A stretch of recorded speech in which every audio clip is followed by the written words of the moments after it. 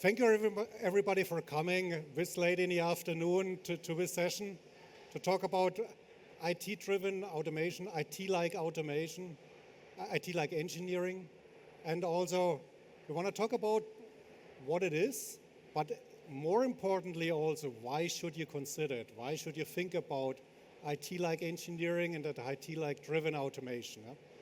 So before we start, let's have a short round of introduction. And Sarah, what are you doing?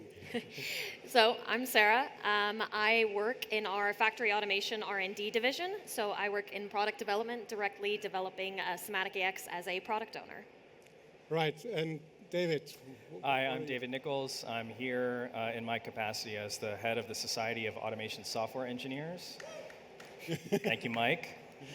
He's an automation software engineer, and yeah, I'll explain what I mean by that very shortly. Awesome. So I'm Bernd Reitel, also with Siemens, former director of product management marketing here in the US for factory automation, also especially for all the new stuff like Edge and AI and also IT-like engineering. Now I have a role in the US for Siemens as the head of R&D for factory automation, developing like a 1200, but also VPLCs and Sematic X as one of the products that we also develop here in the US.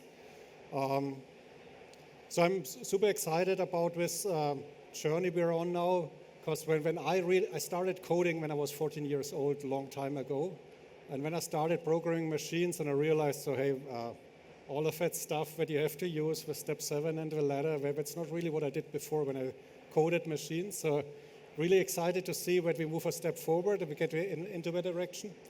And so what we did over the last couple of years in Siemens, we developed 2 products. One is Sematic X. It's based on Visual Studio Code. It's for PLC programming. It also has a web interface, runs completely in the cloud. And it has many more features that Sarah is going to talk about later, so I can't take everything away. And we also have sasE Unify elements, that's for the HMI programming. Also text-based, also with Git integration, all the other things. And so you can also create your HMI in a different way where you can really create large projects and do all of it. So why did we do it from Siemens? Before we talk about why David thinks it's a cool idea, why do we from Siemens think it's important? It's really about changing the speed of innovation and changing the speed you can adapt and improve your factory and manufacturing. Because typically you plan a machine, you implement the machine, you commission, and when the machine runs, you say, hey, never touch a running system. And I think that's probably something everybody thought about before. Oh, thank God the machine is running, don't touch it again. It just might break down. But of course, that's not very good for innovation and improvement of a machine. And what we see here now with IT is that we can really use processes and methods that are very common in IT for the last 25 years to have a continuous improvement. But also that means you need to do a testing before, because nobody wants a machine to break down just because you added a new functionality to it. And this is really this DevOps approach. You plan, you code, validate, basically automatic testing, and when you deploy and you operate it, and then you see, okay, what is the next step to improve it again? And what I would like to do is just share one of the examples and that we as Siemens, because we like technology, also came up with our research guys, that is really great, and probably the other colleagues here will tell you it's too far ahead, but I think it's still a great example to show what you can do in future. And here in this example, we have a program in Sematic X, and we commit it into Git, and when you start a pipeline, you run an automatic test with Process Simulate. You deploy the Process Simulate to a virtual PLC, you run a test in a virtual environment. You'll see that first there's a mistake. When you go back, you fix your mistake. When you deploy again, you run the test is okay, and when it's deployed to the robot. And this is kind of really this round-trip approach. You come up with a change.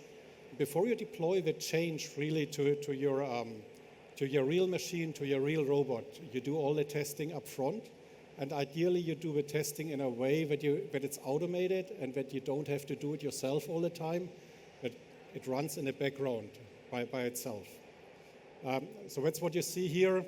It's been deployed now to process simulate. It's been deployed to a vPLC.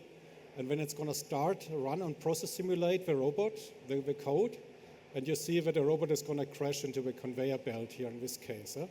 So there's a problem with it. Now you go back into your code, you fix the problem. And after you did fix the problem, you run the test again to see that everything is okay. And then you deploy it again, and then also to the robot. So here you see the next step. It's really deploying again to your pipeline, to process simulate, to the vPLC, and then it's running through the testing, which is okay this time, good thing. And in the next step, it's going to be deployed to the actual robot, and you see the same robot, now the real one, running in the lab in this case, and basically executing all the programs and changes. And this, from our point of view, is really the future. You have a simulated environment, you can do testing up front, and you can try all the changes out, and you don't have to worry anymore about never touch a running system, because you can validate all the changes before you actually implement them and put them into your actual machine. So this is, let's say, the future, the far future in some cases. But now let's switch over to David. And let's see from you, David, why should people consider IT like automation, IT like engineering? Why should we think about it, and why should we start the path down that journey? Yeah? Cool, thank you, Bernd. Okay, so I'm gonna take you back, let's see, forward, thank you. Forward to screenshots of code, which are very popular in this presentation. I started a company called Loop about 20 years ago, and in that time we've been a distribution and integration business, and we've worked on probably hundreds of different new machine concepts with different OEMs and large end users like Fortune 50 companies doing advanced manufacturing research. We've done a lot of interesting projects over the years, and so that's anything from aerospace to packaging, semiconductors, kind of alternative energy, basically every industrial automation business you can think of. And so over the years, we were working with a lot of software practices, and that's because my background personally and where we were and the people that we were working with, it just felt natural to kind of pick up the tools that were around us, things like revision control systems and other things like that. So we were heavily influenced by what we were learning from the software engineering industry in the last couple of decades.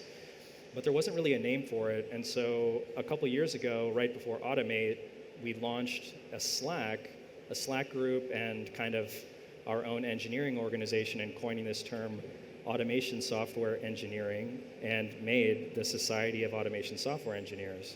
So we launched with this JPEG 2 years ago, right before Automate on a Friday, and over the weekend we had about 100 folks that had shown up on the Slack right away. People you know, people in the industry like Jacob Sagatowski showed up because there was a lot of energy around this idea, but it hadn't really coalesced around a particular label, and I was really trying to solve the problem for myself of like, who else out there cares about these kinds of things? And so in the meantime, there's maybe 2,000 folks that have signed up, and it's a free Slack group, so please join it. Please come to our happy hour on Wednesday.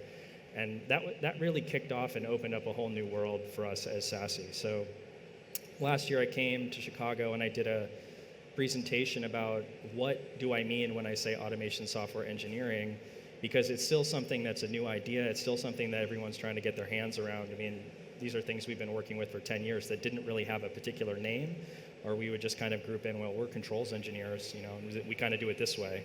Well, I really started to feel and continue to feel that there's a real distinction between, like, you know, conventional practices that are used in maybe 95+%, 98% of applications, and these kind of new methods that we're using.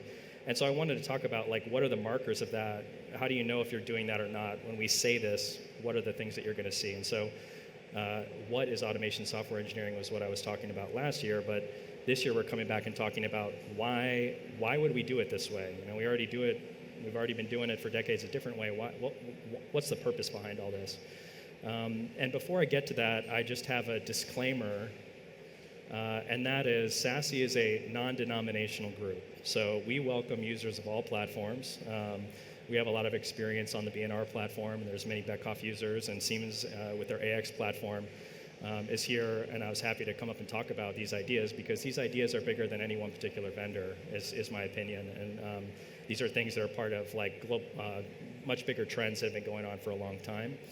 And I'm also about to make some very broad generalizations, and some of these topics are very sensitive individually and also kind of almost as a religious matter. So I'll disclaim that ahead of time that I'm going to do my best to speak from direct personal experience. These are things that we've done or currently do. This isn't a theory for us. This is something that we do every day. And that brought to mind, a quote from one of my favorite authors, William Gibson. The future's already here. It's just not evenly distributed. Like everything that you're hearing me talk about today, or you're hearing AX or a lot of the folks in this room talk about, are things that have been a part of the software engineering industry for a long time. And they're the kinds of things that if you didn't do them, you probably would be getting some really bad performance reviews from your managers and maybe being in big trouble. And so what we've been really grasping with is like, how do we make sense of that difference? Like these are really valuable tools. They've proven themselves in these really difficult contexts, but we're working, how do we get them diffused into this automation world? So I'm going to talk about a few reasons why we use these techniques that I think are really important. And there's many more, but these are the ones that came to mind for me. So the first thing that I want to talk about and kind of how we started getting our feet wet with this type of approach was that we started working on, let me say it this way. We worked on so many automation projects that were absolutely down to the wire. It's coming in late, mechanical and electrical is late, controls team is the last person, and everyone's like, why isn't it running? It's supposed to be running on July 17th, and it's July 15th, and we're weeks away. That is an incredibly high pressure environment, and it's always controls that would get it last. And so just as a basic survival technique, we would try to get more of the code done before we had access to the equipment. And so we started building with simulators and very rudimentary digital twins, very rudimentary visualizations, even very simple simulators that are just when I punch in stuff through my code, I can take my code through its paces so that when I get on site, I feel ready. When I first came into the industry, I'll never forget going to the development, and there's literally a bare machine frame on the floor, and Pack Expo's in 3 weeks. And it's like, go. So we all know that, but we had always tried to find how do we get more time to work on the project so that we can deliver it sooner. And we have taken months off the delivery dates of new types of equipment. I mean that literally. Like we can deliver months sooner than conventional approaches. And another thing is that when you can iterate ahead of time, iterate earlier in the process, you can get more chances to get it right because you can see things, you can anticipate mistakes. And I think even for that reason alone, we probably saved our clients millions of dollars that they otherwise would have lost by just building the wrong thing or building something that just had flaws that we could have seen if we had played with it more in advance in digital systems. So it's a really big deal, just kind of having more time to work on stuff in simulators. Another thing, the second topic I want to talk about is team dynamics. There's a very majestic PLC programmer here on your left, the lone wolf, a killer out in the field. And I have been that, and there's many of you here today who probably feel that way when you're working. We also found that when we were using some of these tools and techniques that we were able to bring a lot more people to bear on projects at the same time with the same code. And if you've seen stuff like Git, you can have multiple committers, multiple contributors within the same files at the same time, and it just works and can merge basically like it's magic. And that's really what it feels like when you have a team of people that are all kind of piling onto something. And what that means is more attention, more energy earlier in the process. We can deliver the code a lot faster. And because those tools are all digital, we can employ the best talent wherever they happen to live, because they can check the code out, run it through the simulators, they can make their contributions. And I don't care if you live in Minneapolis or Spokane or the East Coast. If you're a great engineer, we want to have you on our team and contributing to this so you can be that guy flying in on the top with the answer when we need it.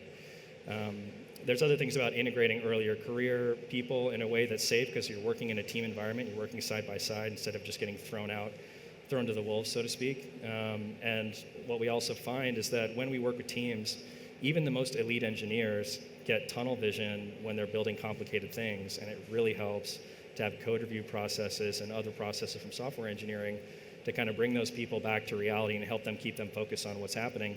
even our most senior engineers are literally not allowed to commit code or make contributions without code reviews. And there's a major project that we're working on that has hit a milestone of having over 2,000 pull requests. That's 2,000 code reviews on one code base for a single machine. So we're really proud of having done that. And then, frankly, a lot of these digital tools and what's happening in computing really do give engineers and machines superpowers. The punchline of this is I just typed import anti-gravity is like the following line of this XKCD code, and it really is like that. Like all these digital tools that have proliferated, they fit together when you're using these techniques. It's not an issue of like, how do we get this to play with that? It's all kind of, once it's digital, once it's in computers, once you're using software, you'll find that all this stuff plays together really nicely and seamlessly. And so you can really boost the performance of teams, and you can also bring a huge performance boost to machines just by like grabbing stuff that's off the shelf. And that's really powerful. And even things like HTML and JavaScript, let alone AI systems. I mean, years ago we weren't talking about co-pilots, but it was still pulling stuff off the shelf and throwing it right in machines and having really powerful impacts from that. So just once again, like virtual commissioning, changing the team dynamics, and also just the kind of superpowers you get from these things.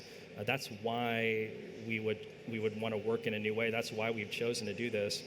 For very practical reasons, for survival reasons or for performance reasons. We know it's a really challenging job, and this helps us do our job in a better way. And so, we're really happy to have pioneered a lot of this stuff for now more than 10 years. So, that's the end of my talk, and I'm happy to hand it back to this crew who invited me up here. So, Bernd, thank you. Here's the clicker. Awesome. Thanks, David. Maybe now, Sarah, to you. Yep. So, how are we as Siemens with Sematic X and also with Unify Elements supporting all of his superpowers, all of his principles that David just talked about? What is Sematic X and Unify Elements? Yeah, so I would say with Sematic X, I think especially with this product in particular, maybe even over some of the offerings that our competitors have relative to this, this is really the first product where we keep in mind where these users are coming from and what their expectations are in an automation system or just in an engineering system in general. You think of things that we've tried to apply in the automation industry, such as version control and source control and unit testing, and we get into all the commonalities that we have in software engineering. And when trying to apply them into the automation space, it can oftentimes feel very clunky. But from Sematic X perspective, we really take these things into perspective first. As a PLC engineering tool, we're first considering what these people will want to be doing, whether it be source control management, unit testing, all of these kinds of things. And the same goes with unified elements being the HMI engineering portion of those two hands. We're engineering these entire systems in a way that is nothing new, but is new to the automation space. Right. Well, thanks, Sarah. And maybe also let's dive a little bit deeper into the unit testing, because I talked about digital twins and all of this cool stuff, but I think you can start much smaller with the unit testing, where you create your test code and you run all of that in Sematic X. Is that correct? Yeah. So you can actually test without even having to have hardware on hand. So when we talk about sometimes delivery issues or not being able to get access to the actual hardware that you're deploying on, being able to validate that your functions are doing as expected and that portions of your code are all operating as expected without even having to have the hardware on hand, being able to validate them in smaller portions so that when you get into those larger integration points, you have so much of a higher confidence. And then going back to in the flexibility of the code after the fact, touching a machine that's already running, being able to validate early on any time that you might catch an error. So it's a continual process and a continual loop, and maybe some more effort on the front end, but provides a lot of value when you talk about innovating in the future. So, okay, no, that's great. So you don't really have to start with this fancy 3D simulation real time. No. You can all do it all in Sematic X. Yes. The example you showed. Tool. Okay, so that's kind of the future. That's the future. It's definitely a lot more effort to set up, and you see really where that full value comes in. But you can just start small with, writing a test against one function block and doing a check on that. Yeah, it's still every day that we'll just open up the watch window and just poke numbers in and see what you can see right away what's happening, and there's just incredible value from that. And just back to the superpower technique, one kind of seemingly mundane one was just shared libraries and code bases. If that's internal to us as an integrator, or if it's something that we're sort of looking at from an open source perspective, in order to develop stuff like that, you need to be able to test it offline. You need to be able to make contributions just from your laptop, and you need to be able to depend on that, especially when it's going to be going out to all these different deployments, or maybe we have libraries that are used in hundreds of machines. Like, we need to be sure that they're going to behave the way that we expect when we do that, and you need to have things like testing and offline validation in order to be confident that you're not going to be breaking things. All right, no thanks. Sarah, another question to you, and you're more, let's say, younger generation, at least when I am, yeah? So maybe David is also super young, it's just me, yeah? But no comment. When you came out of university, you probably also already learned about Visual Studio, Python programming, all of that. So how does it feel to you when you think about these tools? And when you talk to customers, do you see a difference on who is going to resonate, who is it resonating with, and who's interested in this stuff? Yeah, I would say for sure, I mean, from my perspective, being more recently out of school and seeing some of the new technologies, when I first saw AX, I immediately gravitated towards it. It was something that was very familiar to me. Maybe sometimes coming into the space, seeing the tools that we use for some of these engineering almost feels, like taking a step back sometimes. We're using tools that were developed 10, 20, 15, or 50 years, not 50, that's an extension, but using tools that look, not like all of the new things that we see, and it can be a little bit confusing, I would say, coming into the space. And it's funny being at shows like this where we really get a mix of perspectives. Even this morning had someone graduating within the last year coming up to our booth, seeing Sematic X and getting so excited about it, and kind of asking them why, and having them explain that they feel going into the industry, they're just having to relearn everything, and they're not really able to bring in what they learned in school concretely to their jobs. And so they're looking for different opportunities to provide value. I mean, that's what we all want to do. We want to, be helpful, and we want to share our experiences. And kind of the systems that we have set up now aren't exactly conducive to that. And we can argue whether, we should bring more of the automation into some of the educational programs, and we're doing some of that. But, I mean, why not leverage the things that they already are learning? And this was a person that wasn't even coming with a computer engineering background. They were just coming with a general engineering background. And they already know Visual Studio Code and the things that we're talking about. It's just an expectation from students today to have this experience. It's every engineering discipline, and even extending out of other engineering disciplines. Everyone's doing coding today, and so it's a lot more familiar and a lot more comfortable for people in this next generation to start to leverage these types of tools. All right. Thanks, Sarah. David, back to you. So when you think about IT like engineering and all the principles you described, do you have some examples for your own projects, what you saw, the time you saved, basically applying these principles and going down the route from your own experience? Huh? Yeah, I think one in particular that we like to talk about was a year or two ago. It feels like a distant memory, the supply chain crisis. But we were working with a startup that had a very intense deadlines, and they were working on their third generation machine design, while the second generation machine design, their entire team was bogged down trying to keep that machine running production to produce parts, when meanwhile they have the next generation that they're trying to release. And so with lead times at that time in the months, they were doing an entirely new mechanical concept that set their deadline. If you looked at the Gantt chart, it's like, we're going to drop the machine on the floor, and it's going to pass all its tests like 3 weeks later. Mm-hmm. And they had a super sophisticated airlock system. This is a gantry machine that can hit itself 20 different ways. It had a leveling system that was totally novel and had never been run before. And we were given that challenge of like, go rebuild this control system, and it needs to be lasering on the plate on December 17th. And the way that we were able to do that was we built that. Again, it's not as pretty as the one that I showed from the YouTube video, but just being able to run that machine through its paces. We had 3-4 people working on that machine concurrently and running that thing through its paces over and over again in the digital systems. And I'm not exaggerating when I say when they ran that machine, when they put the software on it, all the parts arrived, they put the machine together, and it ran on the first try, which is absolutely unheard of in my experience, because usually that's just when you're starting the firefight, is when the hardware lands, you're going to start coding. And so I was really proud of the team for putting so much into that and kind of showing, and that, by the way, that's a distributed team, that's people all over the country, they're contributing in that way, and I truly would say there was no other way that project could have been delivered that fast without those kind of approaches and tools.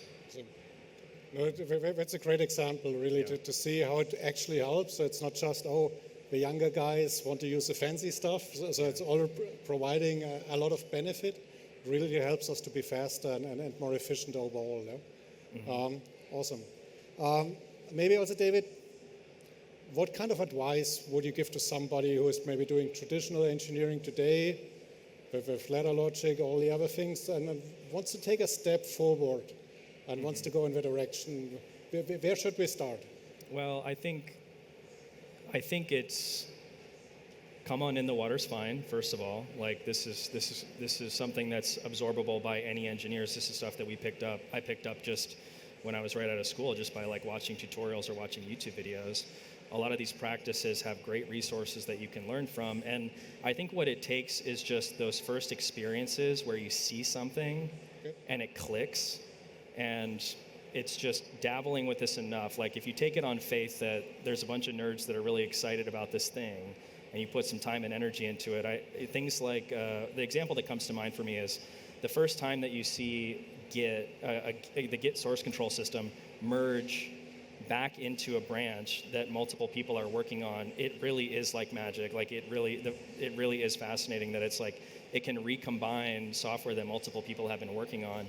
And the first time that you really kind of see that happen and you see it benefit and you can kind of track what changes were happening, kind of that's where I think people will start to get really excited. And I would also say very much like it's not, to me, really a technical issue. It's a cultural issue. It's about learning. It's about being open to new ideas. It's about innovation, and without being critical of the way it's done at all today, like there's just really interesting tools to use, and they're really powerful, and anybody can pick them up. So I'd encourage anybody to reach out. There's great community resources. I'll point to sasE again, and there's plenty of folks that see benefit and are ready to help others learn that stuff. Okay, awesome. All right, and Sarah, when you think about Sematic X and somebody wants to start, is there also a way maybe where you can use AX and, for example, TIA portal at the same time? Yeah. So kind of have a softer transition into the IT-like engineering space? Yeah, so we definitely understand that a lot of the market may be not ready to redo their entire solutions with something like this, and so it's going to be a slow adoption process, but we as a company want to make sure that we're with you every step of the way. So if you do have existing systems that maybe aren't ready for this transition, we can take certain portions of them and start to migrate them so that long term we're really ready for the full adoption of these kinds of technologies. Great. So it's really step by step, and maybe you start with a library. Yep. First, with common libraries, you can work on that. You can test, you can validate that these libraries work, and then over time you can transition more and more really into the IT-like space and use Sematic X. David, what are common pitfalls? What advice do you have for people? What should we avoid? Or maybe where could things go wrong along a journey? Where do things go wrong? I think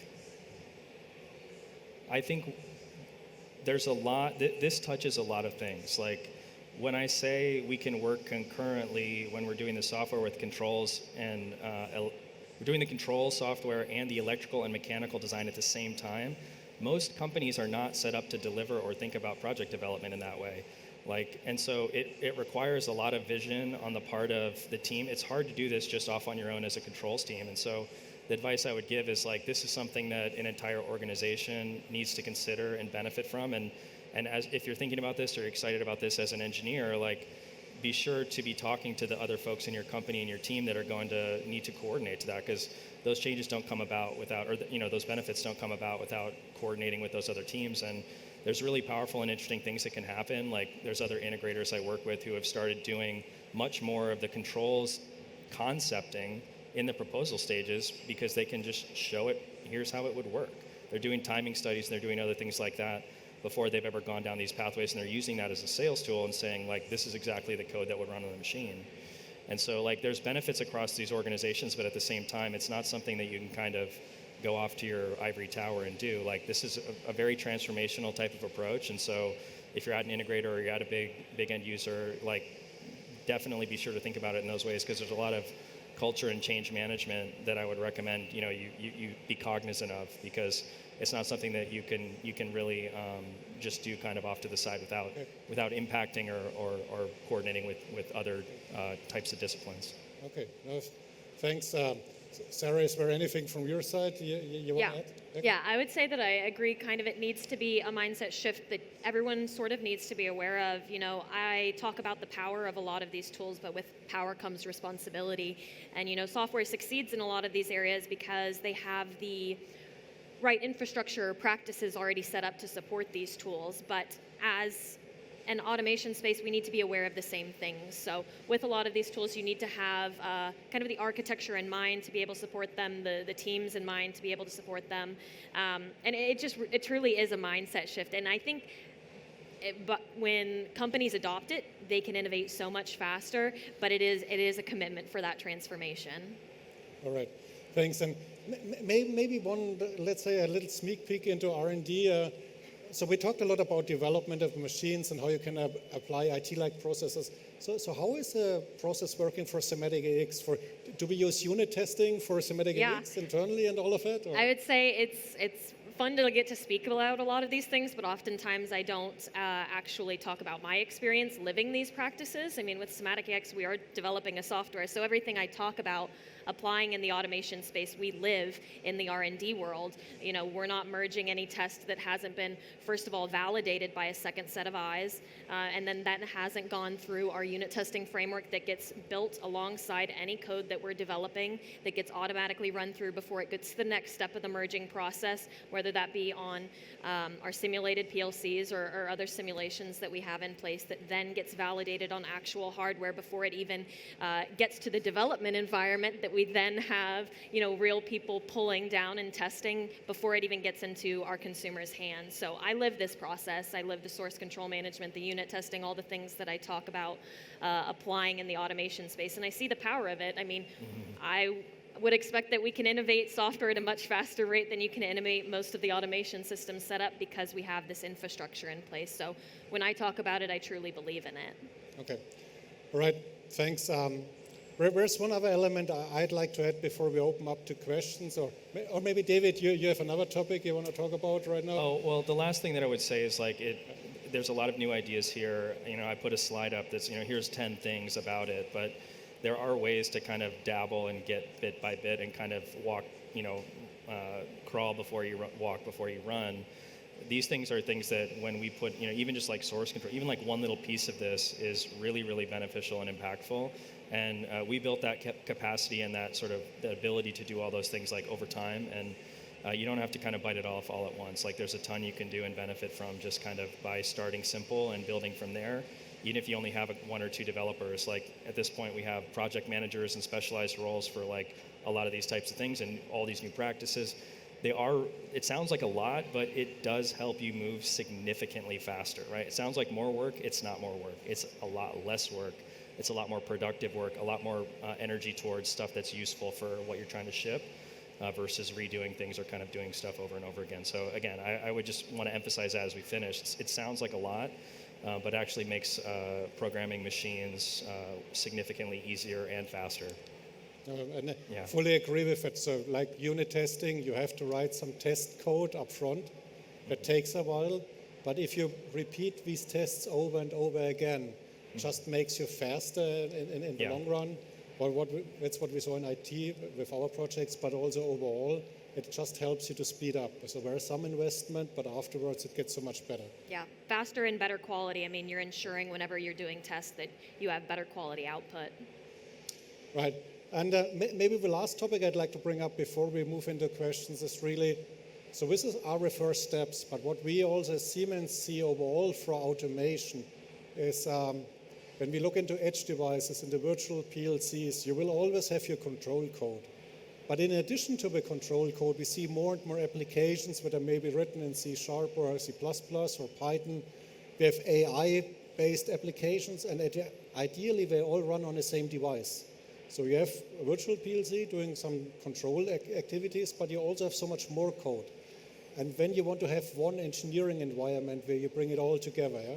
So when you don't use one tool to do your PLC and your HMI, and you use another tool for your AI application and another tool maybe for the Python part.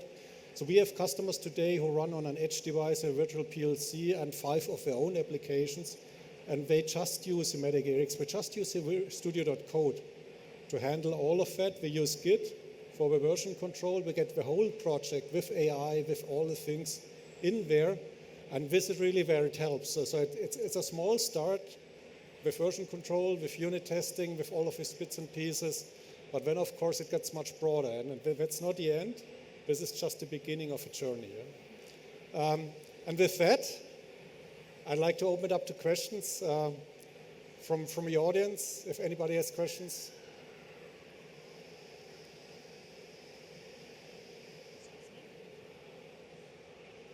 I think like testing is going to be a huge component of this pipeline. So how important do you think is having a realistic simulation environment with physics to test your your PLC code to run on an actual factory system? So because these are not like single systems within itself. It just run with a bunch of other systems. And do you think we have enough capabilities in terms of simulation to do an accurate testing of this in like a factory floor scenario? David, you Sure. want to start? Yeah, we get that question a lot, or I'll talk with folks that we're working with and clients, and it always comes up as a question of kind of what's the limit of the fidelity of the simulation, right? Because some of the pictures you've seen, we're not doing real-time finite element analysis of how the beam is bending, let's say. But it's enough to say, like, when I run this sequence or I run this program, I can see that the machine behaves how it's supposed to in kind of an idealized way. There's always going to be that line where you're saying, this is enough, this is the right amount that we're going to put into developing or investing in that simulation versus what's actually going to be economical or useful, right? We're not, there's just always going to be some limit there. I mean, what's interesting is the tools and the capabilities and the ease of using them has improved so significantly that now you can have stuff that's photorealistic, that's like very low cost and very, very accessible. So like that line is always changing. Like how much are we putting into that?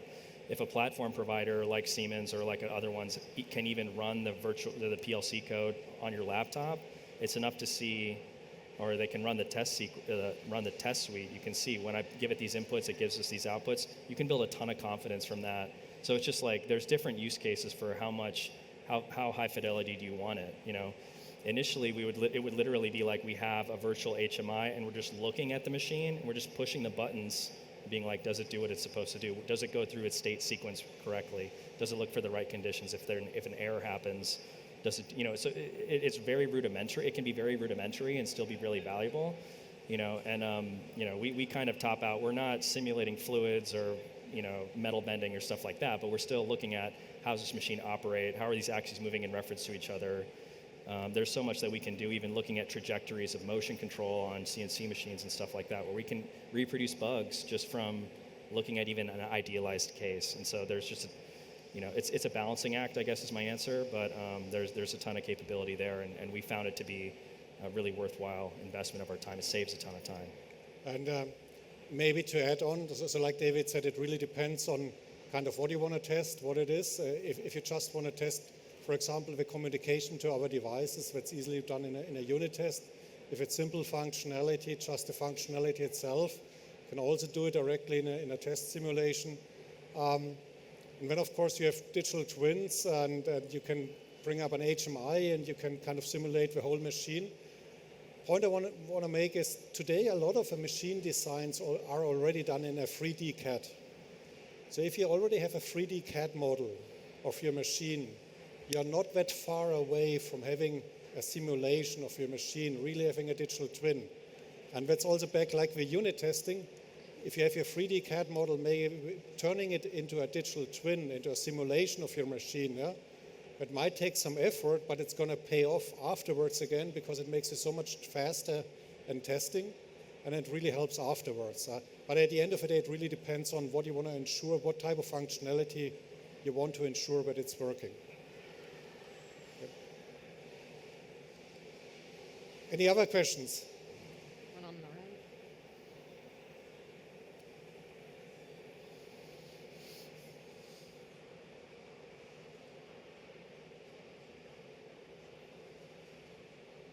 right.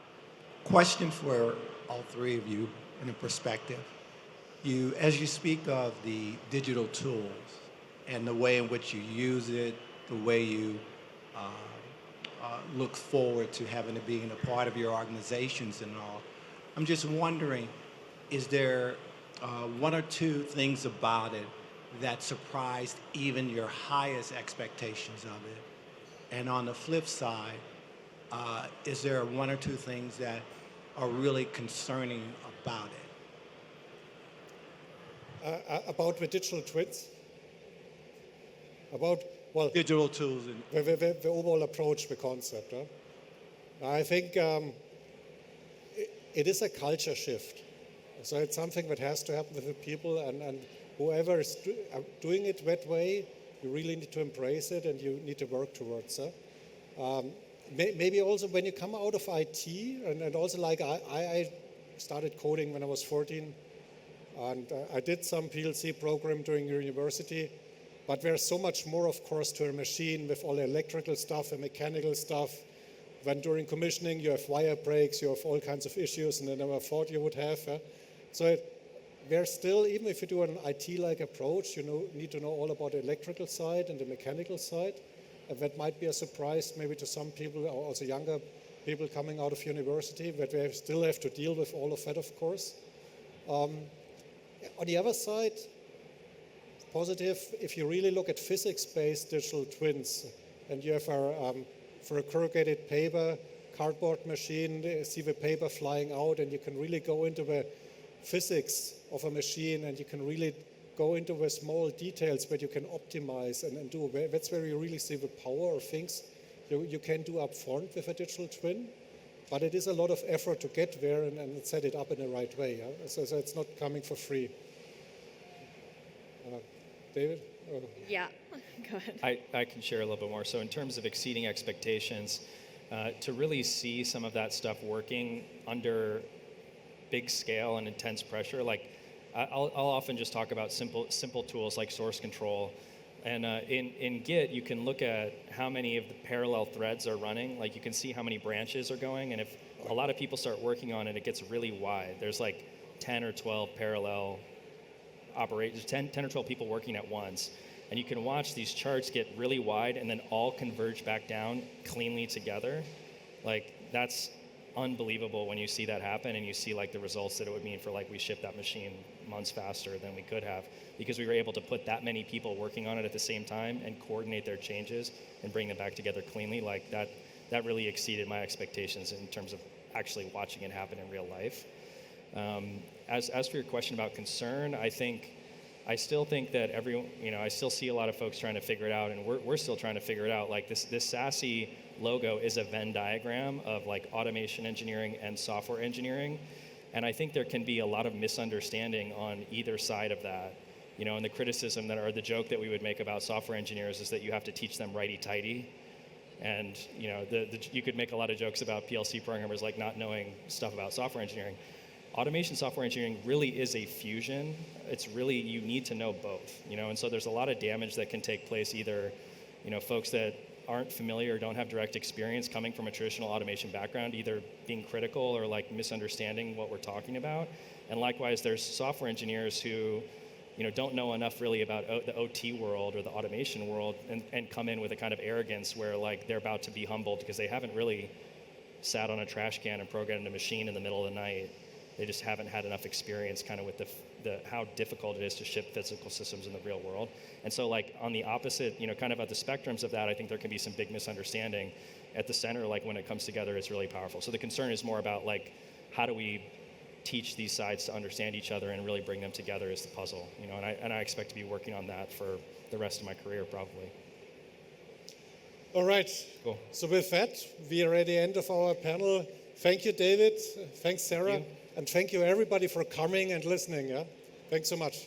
Thank you much. And come to the sasE happy hour. Oh, tomorrow night at the Detroit shipping Yeah. company. If you have more questions, come join us at booth 3232. Be you. happy to answer them. We also have some more information about sasE, and they've got a happy hour tomorrow that they'd love for you to attend. I will be there as well to attend. Excited to see everyone there. So Thank you very much. My bad, I was too quick. Okay, right. Thank you, everyone. Thank you.